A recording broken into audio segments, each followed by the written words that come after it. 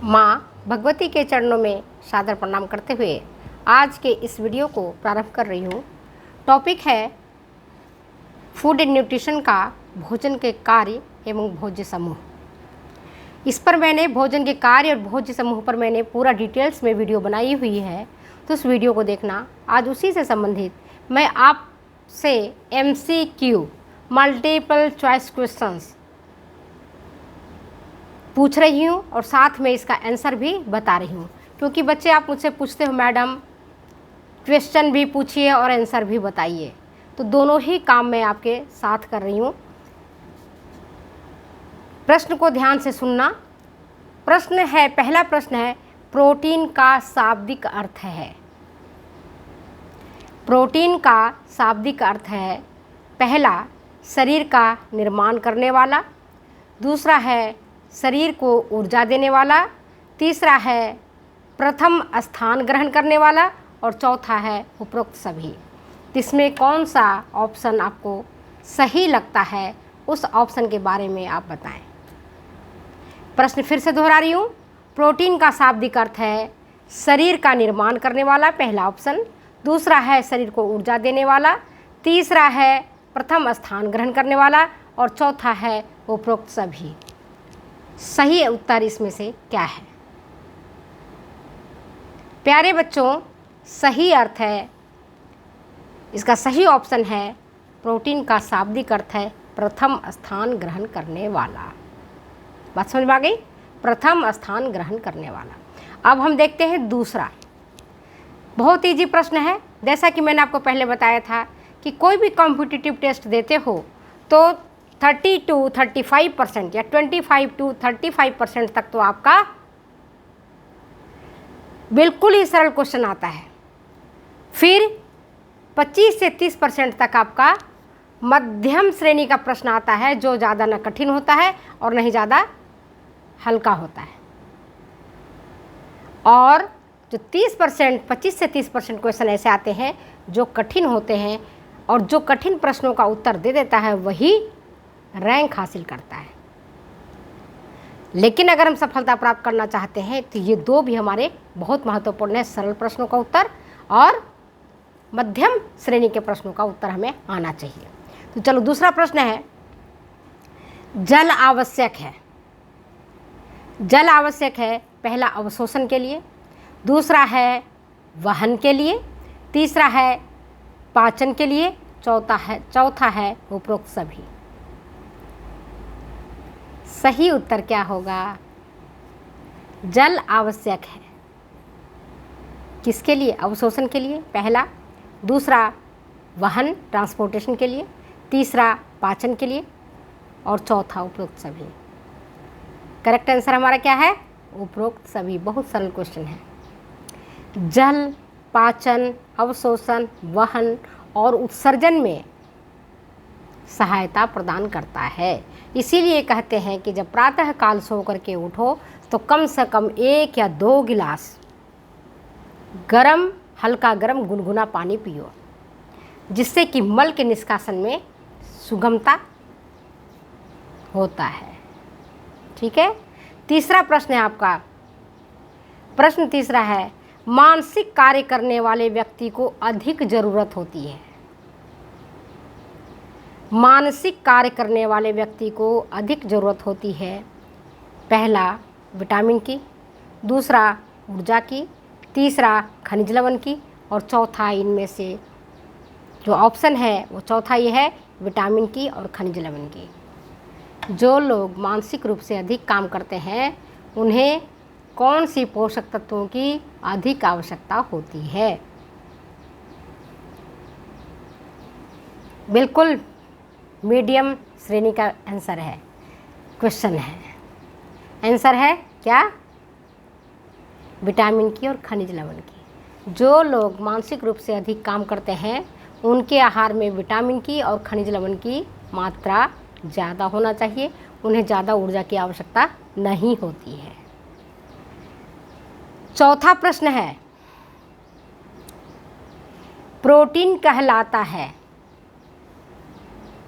पहला शरीर निर्माणात्मक तत्व, दूसरा है शरीर नियामक तत्व, तीसरा है उपरोक्त दोनों ही, और चौथा है इनमें से कोई नहीं।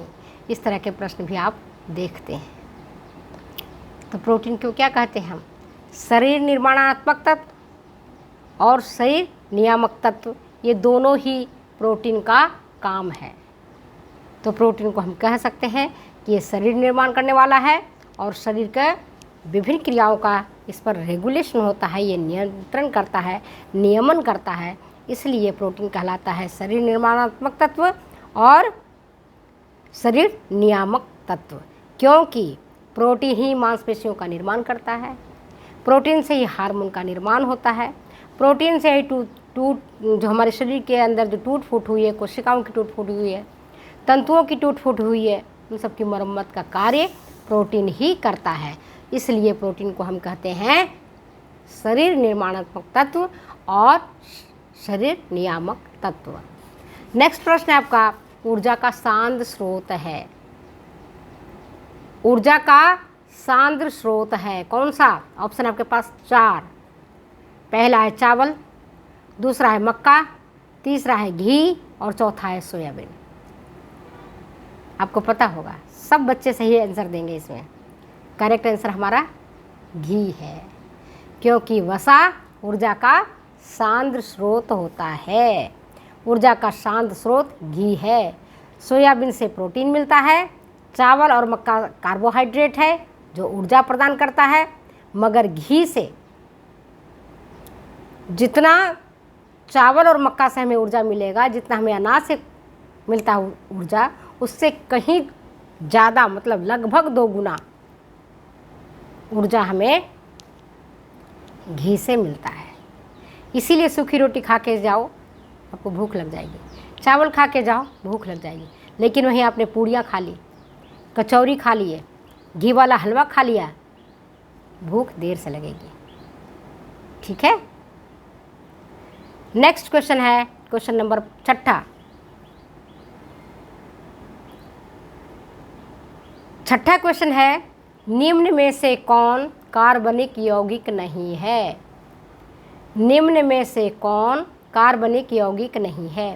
पहला है ऑप्शन वसा, दूसरा है कार्बोज, तीसरा है खनिज लवण, चौथा है विटामिन। सही उत्तर क्या होगा?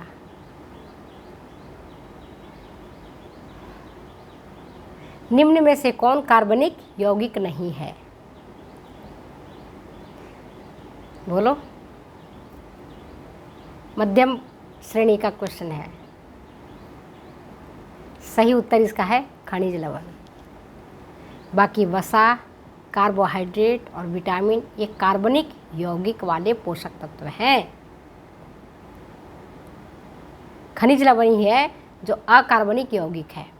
ठीक है, समझ आ गया। अब क्वेश्चन नंबर 7वां। क्वेश्चन नंबर 7वां क्या है? खनिज लवण के कार्य हैं। खनिज लवण के क्या कार्य हैं? देखो, पहला निर्माणात्मक, दूसरा नियामक, तीसरा ऊर्जादायक, चौथा केवल निर्माणात्मक और नियामक। सही उत्तर बताइए। सही उत्तर है खनिज लवण के कार्य हैं निर्माणात्मक और नियामक। ये निर्माण का भी काम करता है और ये रेगुलेट करने का भी काम करता है। याद आ गया? तो खनिज लवण निर्माण का कार्य करने के साथ साथ रेगुलेशन का भी काम करता है, रेगुलेट भी करता है। नेक्स्ट क्वेश्चन है आपके पास, जो कि आपके एक बच्ची ने मुझसे प्रश्न पूछा था कि मैडम हमें वसा से कितना प्रतिशत ऊर्जा मिलना चाहिए। बहुत बार मैं इसको पढ़ा चुकी हूँ। वसा से कितना प्रतिशत ऊर्जा मिलना चाहिए? 20 से 30%, 10 से 15%, 60 से 70% या 40 से 50%। हमें दैनिक आहार में कितना प्रतिशत ऊर्जा हमें वसा से प्राप्त करनी चाहिए? आंसर बताओ। तो देखो मैं बता देती हूँ, सुन लो ध्यान से। वसा से हमें ऊर्जा प्राप्त होनी चाहिए 20 से 30%। 20 से 25% भी करोगी तो कोई गलत नहीं होगा। अगर ऑप्शन में 20 से 25% है तो उस पर टिक लगा दो, 20 से 30% है तो भी टिक लगा सकती हो, 10 से % है, 10 से 15% है, टिक मत लगाना, ठीक है? क्योंकि 10 से 15% ऊर्जा हमें प्रोटीन से प्राप्त होता है और दैनिक आहार में सबसे ज़्यादा ऊर्जा हम कार्बोहाइड्रेट से प्राप्त करते हैं। रोटी खा करके, चावल खा करके, दलिया खा करके, खिचड़ी खा करके हम ऊर्जा की प्राप्ति करते हैं, ठीक है? तो एक व्यक्ति के दैनिक आहार में कार्बोहाइड्रेट से 60 से 70% तक, प्रोटीन से 10 से 15% तक और वसा से 20 से 30% तक ऊर्जा प्राप्त करनी चाहिए। तो चलिए मैं अपनी इस वीडियो को यहीं विराम देती हूँ और फिर मिलती हूँ मैं अगले वीडियो में अगली बातों के साथ। तब तक दो इजाज़त जाने की। ओके बेटा, बाय।